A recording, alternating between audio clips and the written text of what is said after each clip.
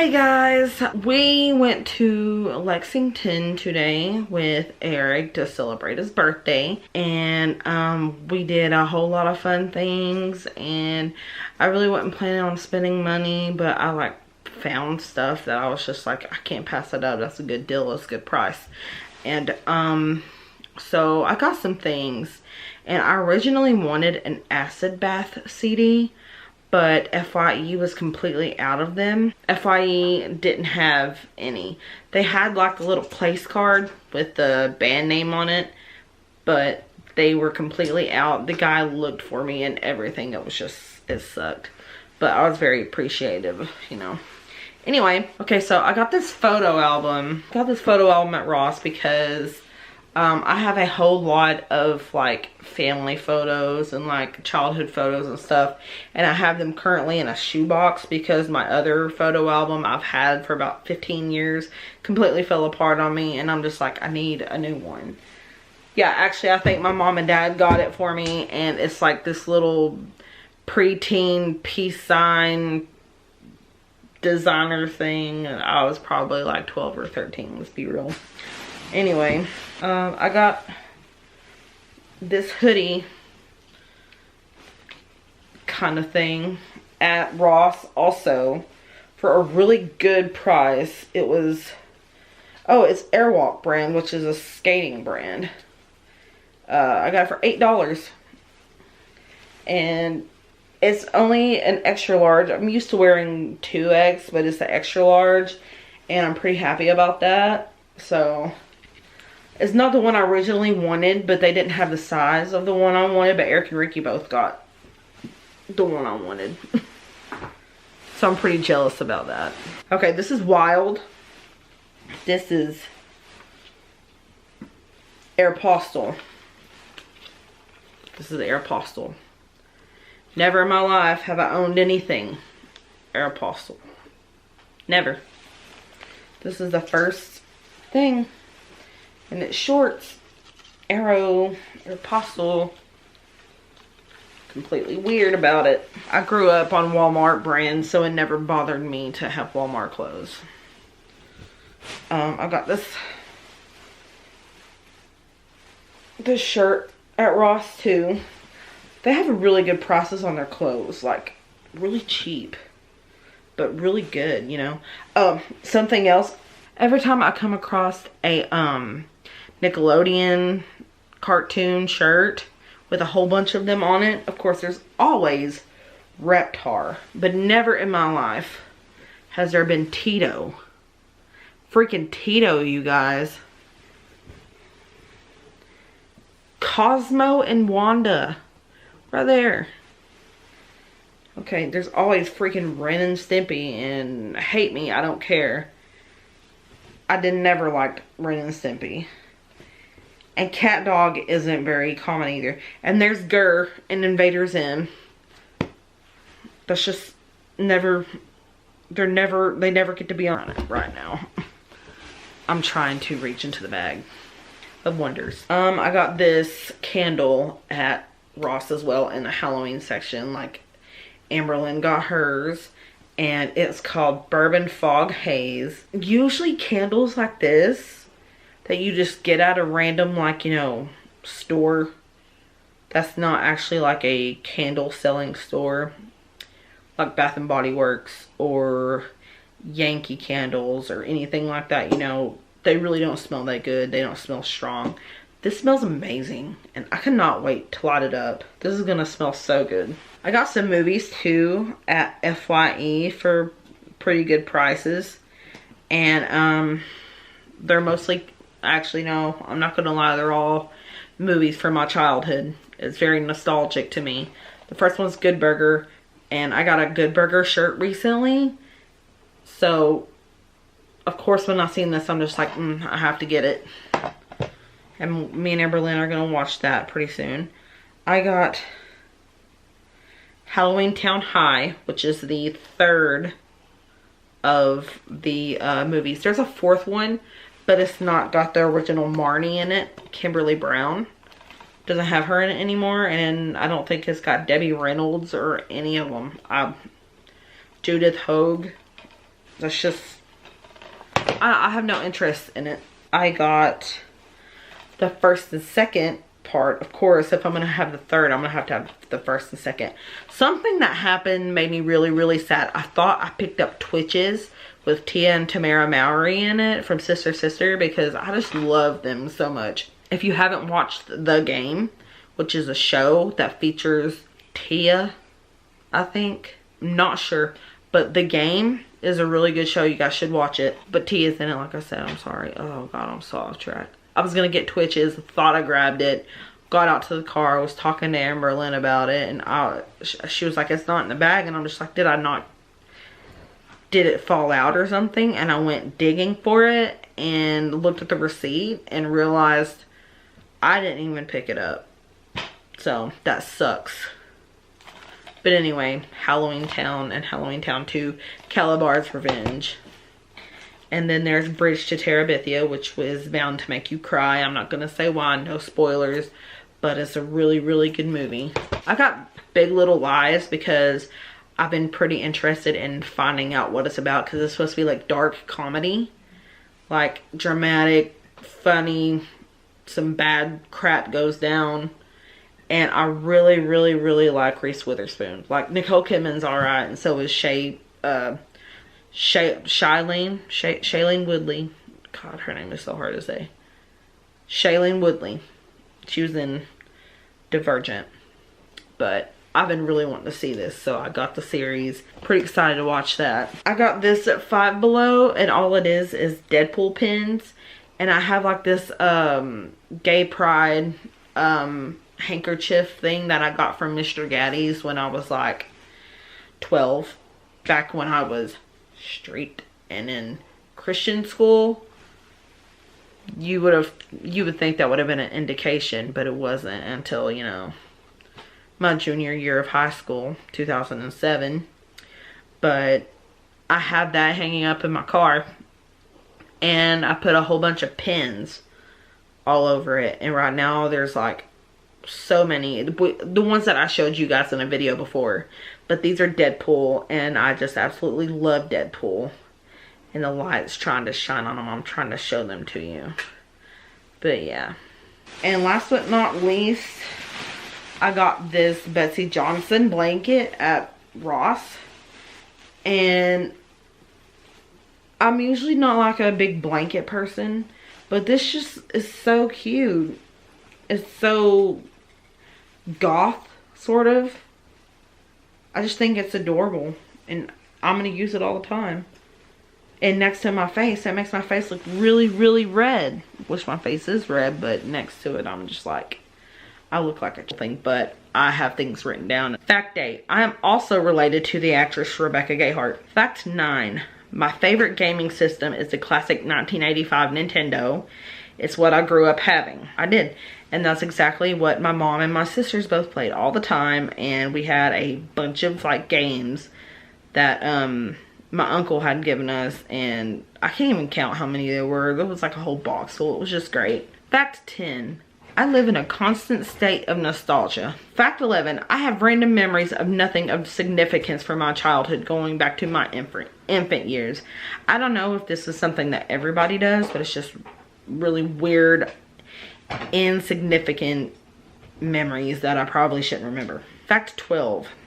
I was cultured in music, television, movies, and celebrities, and other things like that. People my age usually don't get to know because my sisters are 7 and 8 years older than me. And I have talked to older people around my sister's age about stuff, and they're just like, how do you know about these things? And I'm just like, well, my sisters are older. Fact 13. I love music, and the variety is just way too wide for me to actually name all the genres I like. Fact 14. I was an emo teen, so I listened to mostly emo music and metal, but now as an adult, I've grown to appreciate so many other genres too, including country and bluegrass. Fact 15. My heritage is from the Appalachian Mountains, and I'm actually proud of it despite the very wrong, misleading things people hear and say about it. They are very wrong and they are very misleading, truth be told. I mean, not for everyone, but a vast majority of people up there are just regular people with a very strong accent. Fact 16. I set my oldest sister up with her first husband. We both went to Christian school together, and grades 4th through 12th was in the same classroom because it's not based on teachers teaching, it's based off of paces, which I'm not going to sit here and explain. But we were in the same classroom doing different grade levels of work, and I set him up with my sister, and he was 18 and I was 11, and my sister was 20, I think. Fact 17. I got into a fight with a boy on the bus when I was 7. My sisters had to pull me off of him, and I had busted his nose, blacked his eye, and busted his lip. I was forever banned from sitting with kids my age and had to sit in the back with my older sisters and all the high school kids. Fact 18. I was raised non-denominational Christian. Fact 19. I'm a very picky eater. Fact 20. My most hated food is bologna. It is disgusting, and I don't know how people eat it. Fact 21. My most loved food, my most favorite, is definitely spaghetti, with tacos being a close second. My favorite bad drink to drink is Dr. Pepper. My favorite healthy drink is water with lemon juice in it. Not a lot, but enough to taste. Fact 24. My favorite Disney movies are hands down Pocahontas, Lion King, and the Aristocats. There's no order. I just love them all. And I know the Pocahontas story is wrong, but it's Disney. Most of them are. Fact 25. I brainwashed myself to believe I was straight until 2007 and was actually homophobic. Not severely, but enough to be ashamed of it now. Yes, I'm very ashamed of it. It's just how I was brought up. I wasn't brought up to show my hate. I had a fear and a desire to avoid gay people. Deep down, because, you know, I was gay. I wasn't aware of it though. Fact 26. I had a boyfriend once and broke up with him on New Year's Day to date my best friend at the time, Brooke. That's when I came out to my friends as gay. Fact 27. I still do believe in God and Jesus, but not really the Bible. And I am accepting of anyone's beliefs in religion, even atheists and Satanists. I won't put you down for what you truly feel is right. I would never put anyone's beliefs down. It's just not in me. Because if you truly feel that that is who you are and what you believe. The drums a little bit, but I wouldn't call myself professional. Not at all. Fact 42. I have road rage. I've only been in one accident. I've never hit anyone. The accident was one car, and it was me and Ricky. But I do have road rage, and I do get severely angry, especially when I'm cut off and when people don't use their turn signals. Fact 43. My most favorite movie of all time is Anchorman. Fact 44. Kate Winslet is the best, in my opinion, the best actress, and also the most attractive actress. Really? Yes. Fact 45. Will Ferrell is the most funniest actor, even over Jim Carrey. Fight me, I don't care. And if I had to pick the most attractive, I would go with Chris Hemsworth for a dude, if I had to pick. Really? Yeah.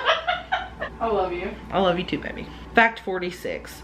Jonathan Davis, Joey Jordison, and Serge Tankian is my dream band. Fact 47. I'm a very nervous, socially awkward, shy person, and I was diagnosed with social anxiety when I was 18. It's something I don't like to talk about, and it was from a therapist I only seen for a very short time. I do have social anxiety. I don't try to show it, but I'm likely to almost have a panic attack whenever I'm around crowds. That is exactly why I've never been to a concert. I have never been to a concert. I can't do large crowds. I just can't do it. Fact 48. This is actually a fact that I've not really admitted to many people. Even people in my family don't really know about this because it's a very deep, painful fact that I've not admitted. So this is actually a big deal. I did try to commit suicide after my nephew passed away. But thankfully, you know, there was no bullets in the gun, and they had been used to try to kill a possum that was sneaking into the chicken coop. Wait, babe, what? Yeah. I tried to kill myself. I thought you knew about that. No. Wow. I guess this is something not even Amberlynn didn't know about. Eric and Ricky did know about it, but it's something that they know I don't like to talk about. Fact 49. I'm really great with kids. I have always, since I've been 10 years old, my sister had my first nephew, and I've just been really great with kids ever since. I've had 3 step nephews and 2 step nieces. I actually have only 1 step nephew now because my sister got divorced from her ex-husband, and I don't really talk to them kids much. It's been a really long time, but I've just always been really great with kids. Like, I know how to take care of them, feed them, change their diapers, give them medicine, watch them, make sure they don't hurt themselves, kiss their boo-boos. You know, I have done literally everything that a parent usually does, even help with homework, give baths. I've done it all. So I think I'm more than qualified to be a parent, but I just don't think I'm ready for my own right now, because at least with my nephews and my nieces that I used to have, I can give them back. I don't have to keep them 24/7, you know, as much as I adore them. In fact 50, my realistic dream animals are a gray pit bull puppy named Tough, a black cat named Bagheera, or a Persian cat named Butterball. Now, when it comes down to the cat, either cats, I don't care which gender they are. Like, I don't care if it's a boy or girl, because Bagheera and Butterball can work either way. But whenever it comes to Tough, I want Tough to be 6 sons, causing trouble, getting girls pregnant, doing who knows what. I love how that's the first thing she thought of. Getting pregnant, being promiscuous, not, yeah, you know. So according to my love over here, she thinks that guys get girls pregnant and that's all they're good for, and then the only thing that girls are good for is getting pregnant. Well, look at our youth. Oh boy, that's a whole other subject. That is. It's not a bad thing. I'm just saying it's becoming sort of, you know, the whole Teen Mom thing, the Teen Mom show is just like, I'm not against, you know, that, by the way. I'm not against it either. I'm just saying it's kind of not the best choice you could take. Pretty much use protection and have a baby when you're ready. There you go. That's the best road. 1, 2, 3. 6 daughters. You'd rather have sons? I think so. I would make them all Come here. gentle and kind and artists and musicians. Oh. Yeah. Mine would be models and actresses and singers. Yeah, right. What's my baby doing? She wants all the love in the world. Oh, my hair! Ah! Twinkie's my baby. Sorry, I got enveloped in Twinkie's beautiful eyes. A 99% chance to win 100,000 or a 50-50 chance at 10 million. Ooh. 1, 2, 3. 50, 99%. We're not similar at all. I'm just saying the million is a whole lot more, and you have like almost an entire chance. But imagine it like this. Say your 50-50 chance is there is 1,000 pink marbles and 1,000 blue marbles. She don't like this. She's yawning. And then they're all in a bucket, and then you have to close your eyes and choose one. There's still 1,000 of the other. That's scary. A life full of ups and downs or a monotonous life. Baby. She is wanting attention. My goodness. She my baby girls. A life full of ups and downs or a monotonous life. Oh. Monotonous life. Why? We already call you Eeyore. Oh, poor baby. She wasn't Eeyore tonight. She was so happy to see us. Oh, that's my baby girl. Oh, she loves sleeping. That's her like dream goals of life. I'll have a career of counting sheep in my sleep. What? 1, 2, 3. Ups and downs. Yeah, I was gonna say life full of ups and downs. But that can be scary too. It is scary because the downs, just think about it, you know, everything going wrong, people dying, you're broke, blah, blah, blah, this and that, you're sick. I mean, everything can go wrong. But then you also have your, you know, ups, all this awesome stuff. I'm not cold. Man, that sounded really cold. You're nice and warm. I feel like I'm on Twinkie fire. thinks so too. That's my Twinkle Stars. That's my baby girl. She just wants attention because we weren't home today. Huh, baby. We're gonna get all kinds of cuddles tonight. Oh, yeah, I love you. I love you. Yes, I let my dog lick my face, okay? I'm sorry. I've never let a dog lick my face until Twinkie. Until Twinkie came along because you're perfect. I love you. Because I love her enough to deal with her nasty breath. I love you. Alright, too loud. Uncle Eric, Uncle Ricky's sleeping. We gotta be quiet, okay? Yeah, we just gotta let each other know. Oh, let each other know. That's my little tater tot. Okay, we are giving her too much. Okay, baby. We got to do this before my phone dies. A pet pig or a goat? I've had pet goats. Me too. I've never had a pig. She snorts enough, doesn't she? Yeah. Okay.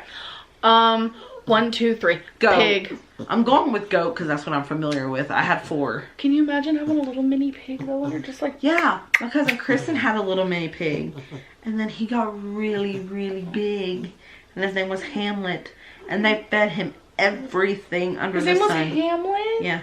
That's adorable. You want to know what his most favorite food was? Candy.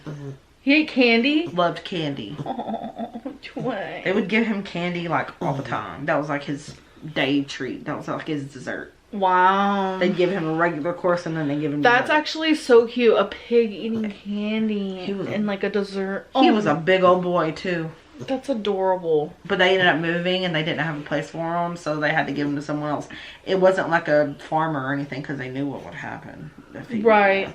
So they gave him to another family that just wanted a pet. Just wanted to keep him and not eat him. Yeah. Oh God, no. That They couldn't bear that because Hamlet was just so precious, you know. Right. Oh, I liked him too. A pregnant teenage daughter or a junkie teenage daughter. That's so easy. Oh yeah. 1, 2, 3. Pregnant. Like that is so easy because My sister was a, pregnant teen. Yeah. My mom was a pregnant teen, so. There's a lot of pregnant teens going on. Yeah. My hair is annoying me. Adopt a puppy or a baby. That's hard. Because the puppies need homes, but so do the children. Oh my God. I've literally never actually put them up against each other. I'm gonna be realistic. Okay, I'm gonna be realistic instead of like what. I don't know. I'm just gonna be realistic. Okay. Ready? 1, 2, 3. Puppy. Baby. Okay, listen. I have a good answer. In the long run, a child. I want a baby. Yeah. I mean, in the long run. Eventually. But if we had to do it right now, if I was going to adopt anything right this second, I would be getting a puppy. I'd be getting another dog. Get Twinkie a best friend, which she already has one in Trixie. Trixie and Twinkie are like inseparable. No, say I'm best friend. Mama best friend. Look how happy she is. What is it? What is it? Do you want a brother or a sister besides Rarity and Wasabi? Guys, watch this. She goes, no. Watch this. Dreams? Watch her ears, watch her ears, watch her ears. You like dreams? I have no idea. She gets really excited. I don't understand it. Come on, there's so Hope you guys enjoyed this video. It was actually really fun. We just, just random. Let's take the thumbnail. Babe. Why isn't it working? I don't know. Okay, let's use your phone and then you send it to me. Okay. Thumbnail time. Diet A&W. My entire life, I grew up in a very Christian household. Both parents went to church. My sisters, me, we went every Sunday morning, every Sunday night, and every Wednesday night. And sometimes there were even like week-long revivals. And I have family down in Georgia. We'd go down there, and my great uncle's a preacher, so we'd listen to him preach and stuff. And I grew up with a strong connection to God. And also, along with that came my a little bit closed-mindedness. I mean, I know what it says in the Bible, but that's what I'm going to talk to you about. How hard I struggled to not be something that I was supposed to grow up disagreeing with. And I will say that I was homophobic. I never used gay slurs towards people. I never said it to their face. I never, you know, acted any certain like terrible way towards them. But it would just run all over me like, oh, you're gay, don't get near me, you're weirding me out. And I grew up with crushes on females, and I didn't actually absorb it as a crush on a female. You know, it was as far back as like my kindergarten teacher, a friend that I made in kindergarten, and one of my friends in 3rd grade, and you know, up until 4th grade, I was in public school. And whenever I went into private Christian school, I tried even harder to date boys and stuff. I mean, that didn't really happen because, you know, I wasn't the type that the boys at my school wanted, but I strived for boys' attention. Like, I had a bunch of guys who were friends, and I just felt, you know, like I belonged. I did have a crush on this boy named Sean. It's ironic because that's the name of my nephew that passed away. But I had that crush on him. Granted, you know, he had feminine features and, you know, blonde hair and blue eyes, and, you know, that's just what I was attracted to, I guess. I never actually told him, but I'm really glad I didn't, because, you know, in reality, I was constantly thinking about girls. And at the age of 7, actually probably almost 8, I watched Titanic for the first time and saw Kate Winslet, and everyone knows, you know, she's my favorite actress. I guess I could consider her my first celebrity crush, actually. I know I did have a crush on Nick Carter. Yeah, Nick Carter.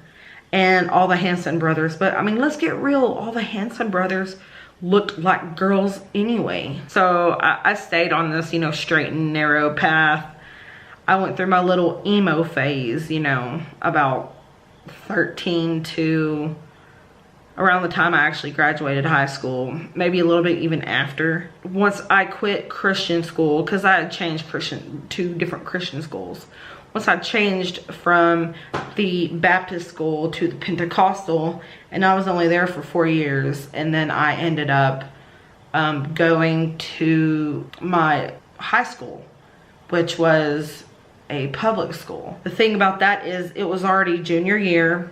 I was being threatened to be put back into sophomore year if my grades dipped too much.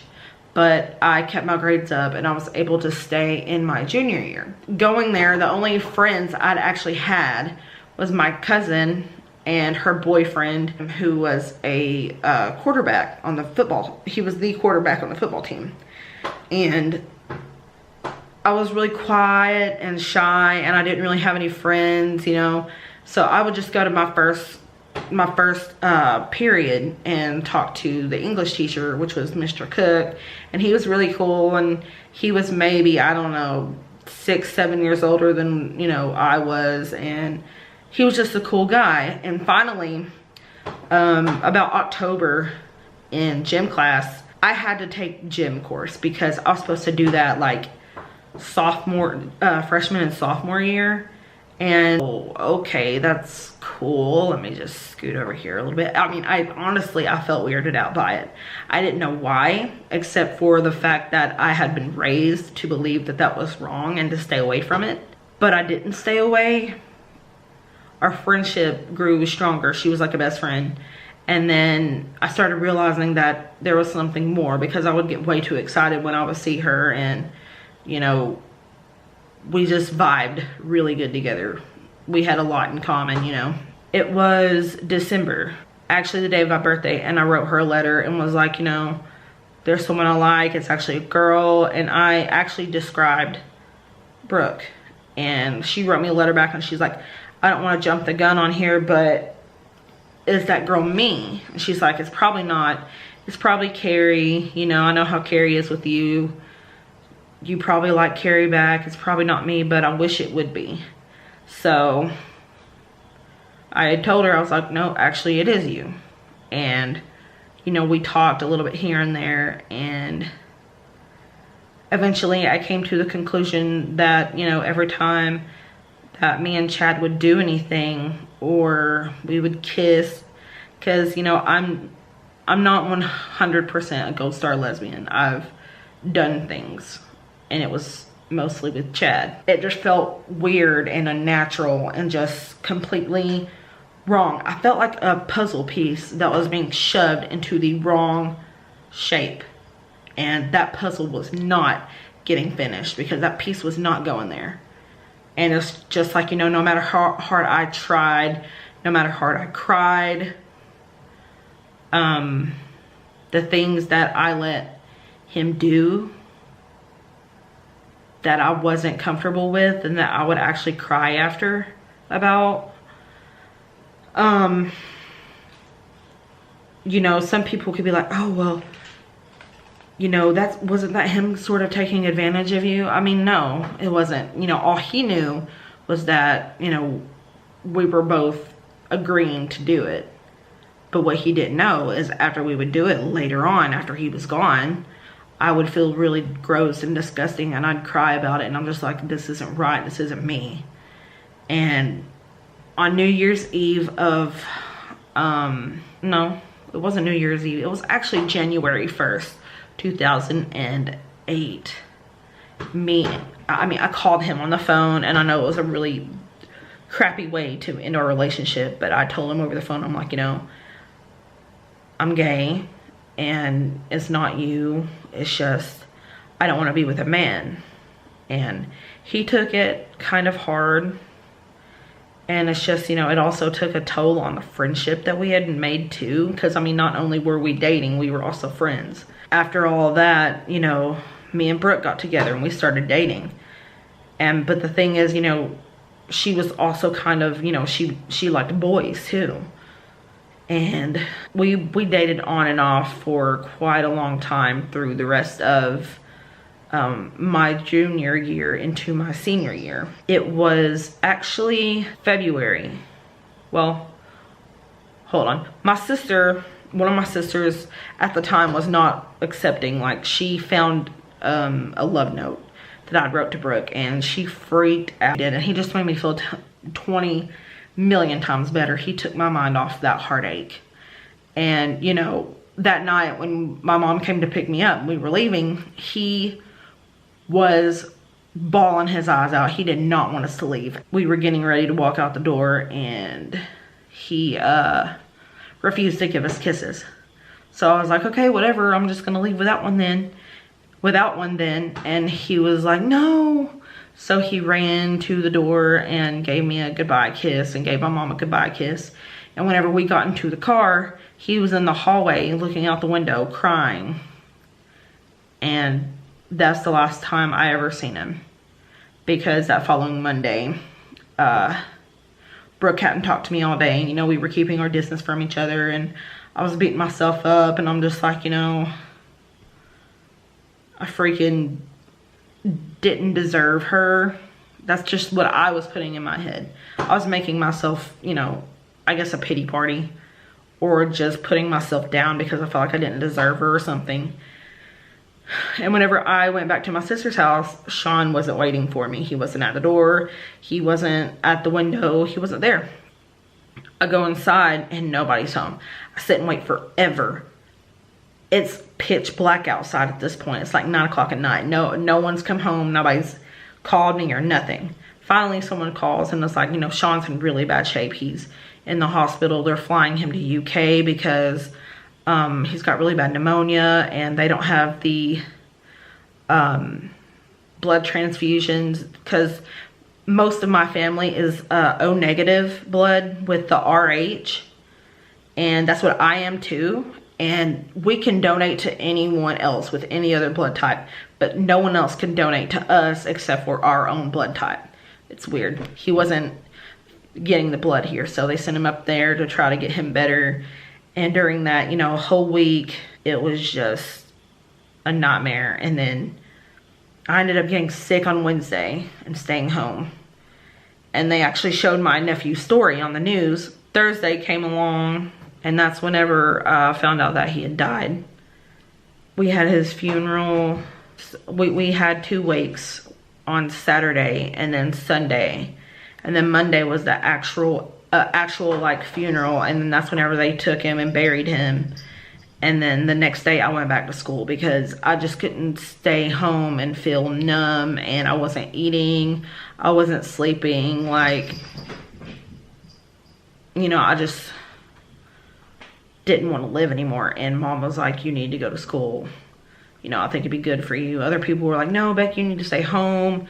You need to recuperate, you know. But it's just like, you know, my mom and my cousin was like, you know, it might be a good idea for you to distract yourself, go to school, be with your friends. I went back to school, and Brooke had heard what happened, and then she ended up getting back with me. I don't know if it was just out of pity or what.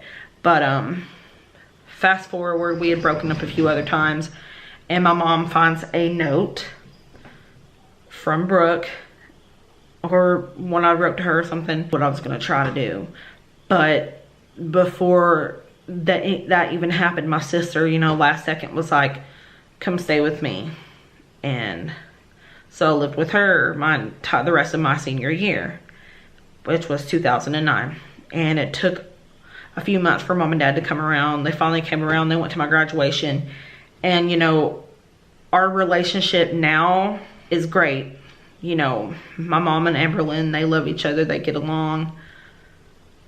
Amberlynn gets along with all of my family, and especially my nephews. Like, they adore her. And my dad don't really talk about it because, I mean, I guess he's ashamed of it. I guess that's what it is.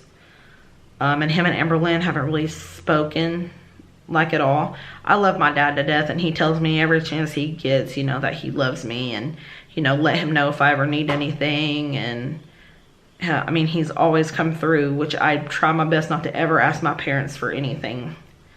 And for the most part, I don't. I want to be the ones to help them now, because they've helped me my whole life. And like I said, you know, my relationship with my mother now is stronger than it was back then. You know, she's awesome. She's,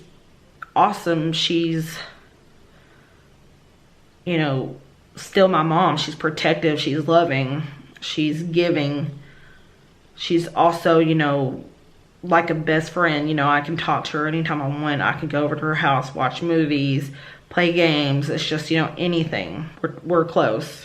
And it's just like, it's kind of awkward with Dad sometimes still. But that's because my dad's always kind of been an awkward guy. I don't know. A lot of people are scared of him because he's a pretty big dude. Not big. He's like big.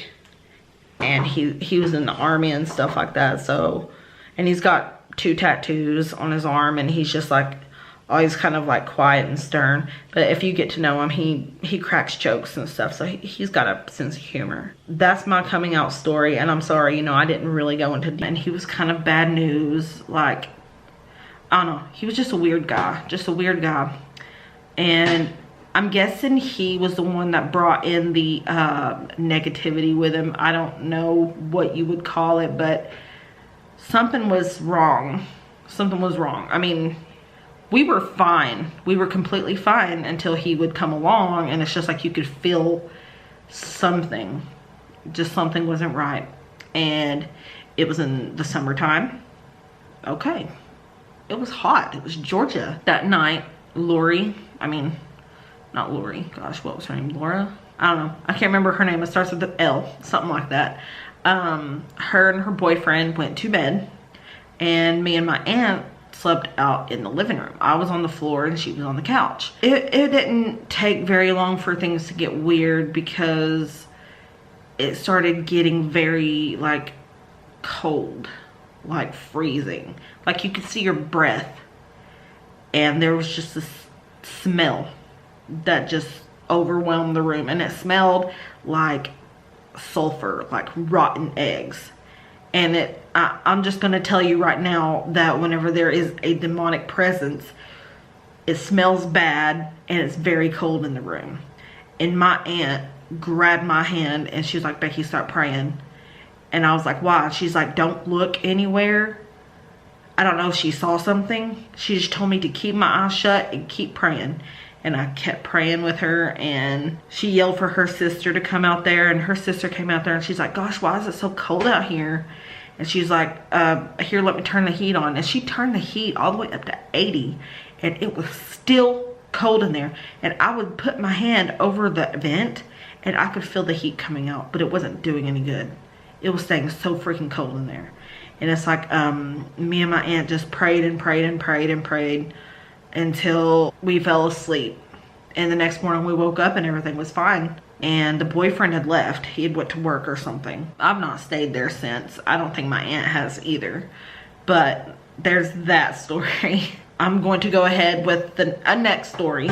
This is more recent. And it's actually probably one of the most terrifying things that ever happened to me. And it happened with me and Ricky. Whenever I first moved back to my home state, I moved in with Eric and Ricky, you know, because they're my best friends. Me and Eric and Ricky had made this plan, you know, Saturday to go to, I think we were getting ready to go to Tennessee. You know, I was ready. I was sitting on the couch ready to go. And the way the house is set up, it's like, here I'm sitting, the wall behind me, and then next to me is a doorway. And in that doorway, you can see into the dining room. And Eric and Ricky's bedroom had a door that way, and then they also had another door that came into the living room where I was sitting. And if you went to the left, whenever you entered this door and went back that way, there's with a ghost app. And I know that those are fake for the most part, yeah, but that thing was kind of scary when it came to accuracy. Like, it told me what time of day it was. It told me I had a dog with me. It told me what color shirt I had on. It told me my name. It even told me the name of the guy who lived there before us. And he was bad news. He was quite known in the area that we lived in. And it said his first and last name.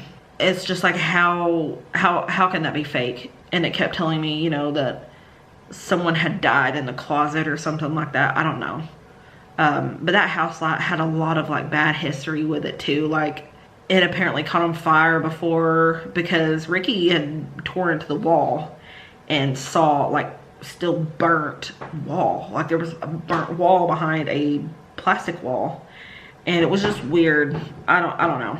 I didn't like that house very much. Experience in this house that we live now, there's not many.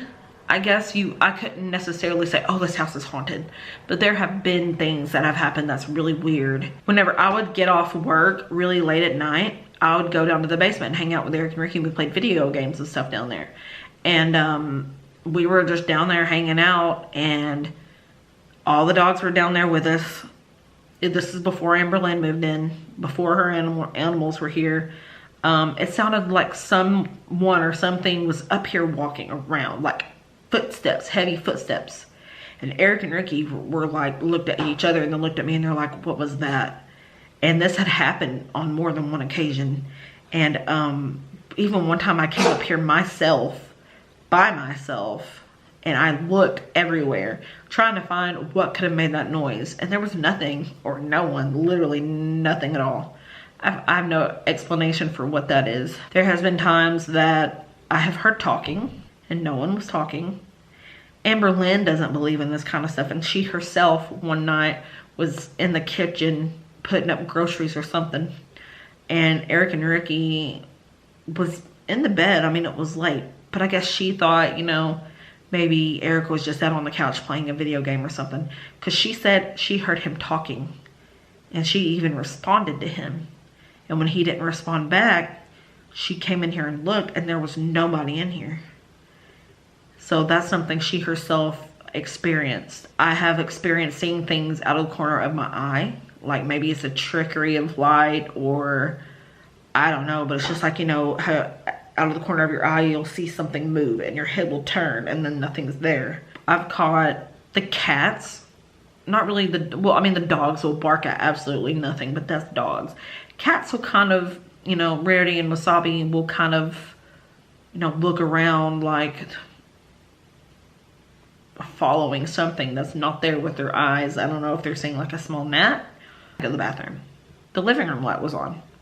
So he went and turned it off. And he said whenever he went to the bathroom and then came back out, the light was back on. So he went over there and turned it off, and he turned around and he was getting ready to go back into his room, and the light flicked back on. And then my brother-in-law came out of the bathroom to the bedroom to start getting ready for work, because it was kind of like, you know, I don't know, 5 o'clock in the morning. And he asked my nephew, he was like, why is the light on? And my nephew was like, it keeps coming on.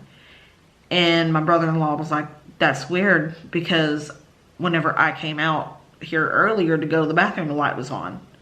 So something kept turning the light on, and they have no idea what it was. And last but not least, for this video, I'm going to talk about something that happened at my aunt's house.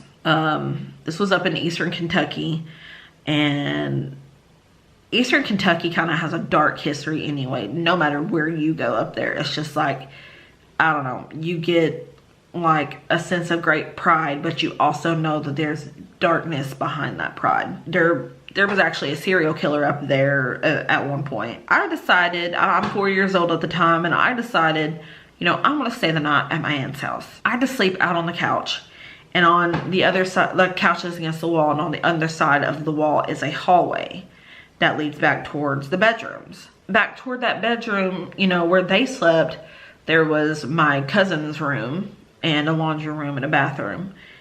And they had no animals at this time, you know, because eventually they did get a dog. But there was nothing that could have made these noises at this point in time. I was laying there asleep on the couch, and it was cold in there, but it also was kind of toward the winter time anyway. I heard like growling, like a growling noise. And at first it sounded like it had come from behind me, and it woke me up. You know, I laid there, not sure what to do. It got louder, as if it was coming from somewhere towards my direction. And I'm pretty sure to this day that it was in the hallway. So I bursted out crying, and my aunt came from her bedroom up through the hallway, you know, was like, what's wrong with you? Why are you crying? And I was just like, I want my mommy. And so she had to call my mom, who was over at my grandparents' house, which was about, I don't know, 25 minutes away at that time. And my papa and my mom had to come get me in the middle of the night, and I just remember how mad my papa was at me. He was just like, I ought to skin your hide. I definitely remember how mad my papa was at me, but I didn't want to tell them why I was scared. I actually, to this day, haven't told them why I was so scared that night, because it was just frightening, and I stayed scared of the dark for most of my childhood because of that. After all that happened, and I was a little bit older, I'd heard a story that happened to my aunt in that house. She said that one night she was asleep, my uncle, I don't know if my uncle was there or not, but she was asleep, and something woke her up. Something just told her to wake up right now. And she woke up, and she said that she could hear like growling, like what I heard out in the hallway. And she said she could hear it like plucking at the carpet, like it had nails, like it was crawling.